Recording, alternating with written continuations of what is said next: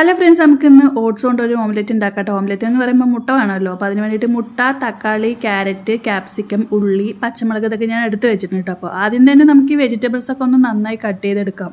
വെജിറ്റബിൾസൊക്കെ തട്ടിയിരിക്കുന്ന പാത്രത്തിൽ തന്നെ നമുക്കിനി മുട്ട പൊട്ടിച്ച് ഒഴിക്കാം. ആൾ കൂടുതലുണ്ടെങ്കിൽ നിങ്ങൾ മുട്ടയുടെ എണ്ണം കൂട്ടണേ. ഞാനിവിടെ 2 മുട്ടയാണ് എടുത്തിരിക്കുന്നത്. മുട്ട പൊട്ടിച്ച് ഒഴിച്ചേക്ക് അതിലേക്ക് ആവശ്യത്തിന് ഉപ്പും കുറച്ച് കുരുമുളക് പൊടിയും കൂടെ ചേർത്തിട്ട് നല്ലപോലെ ഒന്ന് മിക്സ് ചെയ്തെടുക്കണം.